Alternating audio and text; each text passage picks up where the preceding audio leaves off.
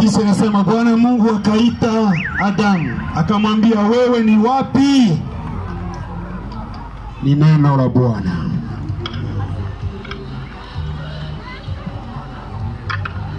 Mungu akamwita Adamu, akamupa swali akimuuliza wewe ni wapi? Ni kwa sababu Adam alikuwa amezoea kuonekana mbele ya Bwana, lakini mambo ilipitika Adam asionekane tena. Bwana akaendelea kumtafuta, akampapasa huku na kule, yuko anauliza Adam uko wapi? Tunakutana na wewe kila mara, tunaongea na wewe kila mara, leo uko wapi? Sasa nataka nikuulize ndugu yangu, swali kama hilo linaweza kuja kwa ajili yako. Uko wapi Albertive? Uko wapi Marie? Uko wapi Jean? Bwana yuko anakutafuta jioni ya sasa, akikupa swali hili, na swali hili wewe utalijibu. Uko wapi? Unajua wakati Adam alipokosea kisha kuparanganyika, Biblia inatuambia kwamba alijikuta yuko uchi, lakini kwa sababu Bwana angali anatupenda, Bwana alikuwa angali anampenda Adam, Bwana alifanya kitu kimoja. Kisha Adam kujiona yuko uchi, Mungu alimshonea nguo special. Biblia inatuambia alimpa ngozi ya kondoo, kwa sababu alikuwa anazoea kuvaa majani wakati moja yanakauka, anaivaa kutoka asubuhi mpaka jioni, hakuna, ameisha kubadilisha mara 100. Lakini Bwana akaona hii ni taabu kwa Adamu, akamupa mavazi, na mavazi hiyo ni ngozi ya kondoo achafike. Hata Adamu alikosa, hata Adamu aliasi Mungu, hata Adamu aliasi agizo la Bwana, lakini Bwana alikuwa angali anampenda. Na hata leo wewe mwenyewe Bwana angali anakupenda, hata kama unaparaganyika namna gani, hata kama umekamata njia gani, hata kama unafanya vyenye haviwezekane, jua bila shaka Bwana angali anakupenda. Katika uovu wako, katika tabia ambazo unakaa nazo, katika njia ambazo umekamata zenye haziwezi kumpendeza Bwana, Bwana angali anakupenda. Hata wewe unafanana namna gani, hata umechofuka namna gani, jua bila shaka Bwana angali anakupenda. Bwana anataka kuvika sawa alivyovika Adam, uchi wako usionekane, kwa sababu Adam alikuwa mwenye haya, anatembea uchi akivaa majani kwa sababu ya makosa na dhambi alizozifanya. Lakini Bwana kwa sababu alikuwa angali anampenda, akamupa mavazi, akamwambia Adam rudi, hata kama umekosea, niko Mungu wako, ni mimi nilikuumba, ni mimi ninakutafuta, ni mimi ninakupenda, rudia. Uchafu wako mimi nitausubiri, niweze kukuondosha katika hali uliomo, nikupe hali iliyo njema. Mesaji ya jioni ya sasa iko inakwambia Bwana anakutafuta mahali popote ulipo, hata kama uko wa aina gani, Bwana anakuita, anasema ukuje. Yeye anasema hivyo, ana mavazi. Katika Ufunuo sura 3:18, karibu msomaji atupe hii, hatutaenda mbali. Kumbuka bila shaka Bwana angali anakupenda. Ni hilo neno kubwa lenye utahitaji kwenda nalo jioni ya sasa. Hilo neno lenye litakuweza kurudisha katika Bwana, kwa sababu Bwana angali anakupenda. Ufunuo sura 3:18-19. Ufunuo 3:18-19 inasema hivyo. Tunasoma kwa jina la Yesu. Ninakupa shauri,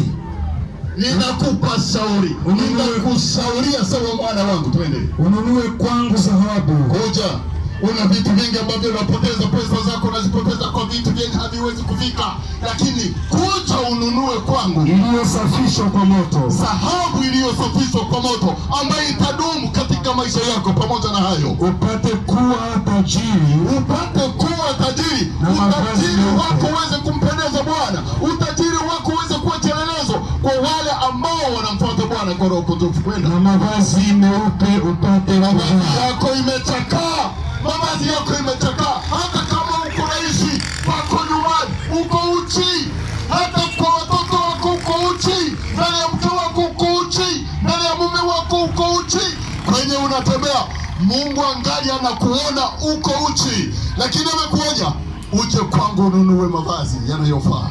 Haya uchi kuvaa, hiyo haya uchi wako isionekane. Uko na hayarisha katika maisha yako, katika tabia zako, katika mwenendo wako, uko unahayarisha kwa sababu Bwana yuko anakuona uko uchi. Lakini asante kwa Mungu kwa sababu angali ananipenda, angali anakupenda. Anasema kuja ununue kwangu ili ufunike uchi wako, usiendelee kuonekana uchi. Unawazaje ndugu yangu mwenye kunisikiliza sasa? Neno hili ni kwako. Kama limekuja kutafuta wewe. Kama limekuja kukuonya wewe. Kama limekuja kuongoa wewe. Sasa unawazaje? Bwana yuko anakusubiri akikwambia mwanangu kuja, kwa sababu ningali ninakupenda. Kuvumilia uchi wako ni mimi. Hata kama wanadamu hawakuvumilie, hata kama wangali wanakubeua, hata kama wanakuchukia kwa tabia zako, wanakuchukia kwa ulevi wako, kwa uzinifu wako, lakini mimi Bwana ningali ninakusubiri ukuje kwangu nikakuvike, usiendelee kukua uchi. Yeye anatuambia katika Isaya 1:18, hata kama dhambi zako ni nyekundu kama nyekundu ya damu, haleluya, nitaziosa ziwe nyeupe kama theluji. Bwana anataka jioni ya leo ufanane theluji, kwa sababu kukufanya theluji si kazi yako. Kazi yako ni kuja kwa Bwana, kazi yako ni kumkaribia. Kukufanya theluji ni kazi ya Bwana. Hauwezi kufanya kile chenye si kwa chako. Fanya cha kwako ndicho cha kumjia Bwana, ili Bwana akutengeneze, akuoshe na akupambe uwe theluji ya kung'aa. Unaweza namna gani? Wewe mwenye kunisikiliza, wewe mama katika nyumba wako, wewe baba katika nyumba yako, wewe msichana unayenifuata, kijana, mtoto, unawezaje jioni ya sasa kwa message hii? Bwana yuko anakuita kwa sababu angali na upendo juu yako, angali anakutafuta. Ninakungojea mbele ya Bwana. Bwana ametanda mikono kukupokea. Ana mikono miwili juu yako ili aweze kukupokea jioni ya sasa, na wewe uhesabike katikati ya wana wake. Tuko tunakungojea.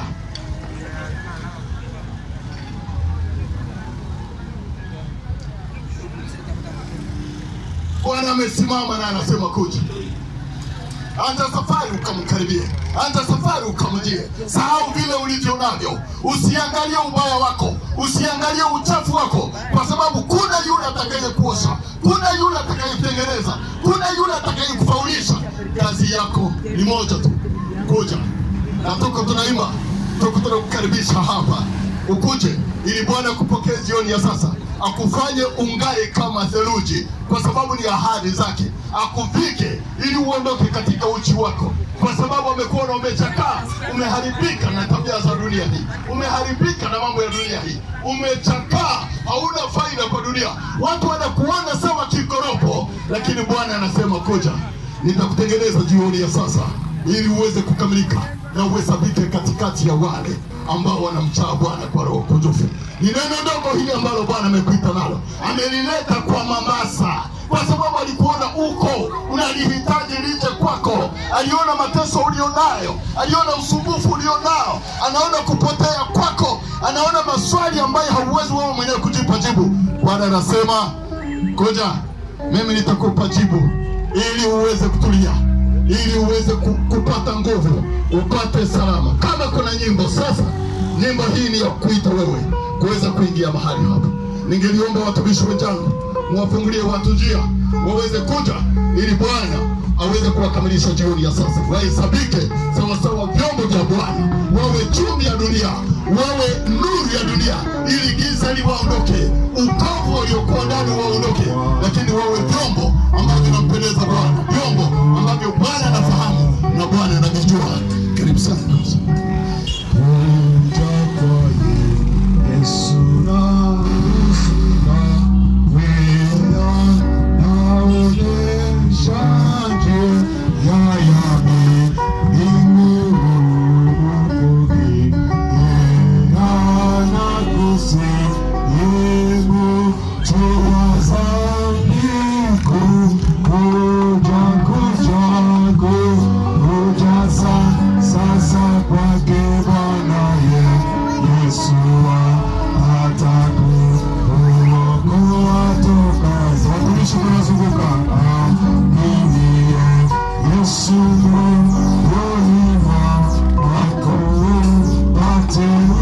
Sabe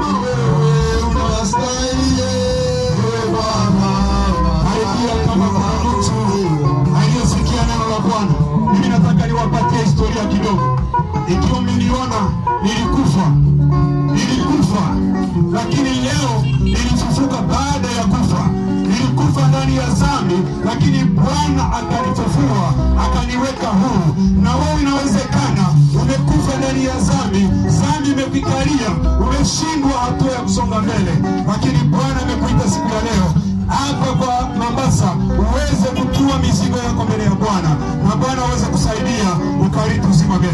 Kama kuna mtu amesikia moyo wake amejigundua mahali alipopotea na Mungu kunamtafuta siku ya leo, anasema uko wapi? Karibia mbele hapa, karibia mbele, watumishi wa Bwana waweze kuongea. Karibia, muda ni mzuri wa kuweza karibia kutoa neno lako mbele ya Bwana. Karibia mpendwa, Bwana anakuita siku ya leo. Bwana amekuita magharibi ya leo. Bwana amekuita utoke ndani ya mateso yako. Bwana amekuita utoke ndani ya uchungu unayekuwa nayo. Karibia hapa. Ni wewe, ni wewe Bwana, ni wewe, ni wewe Bwana.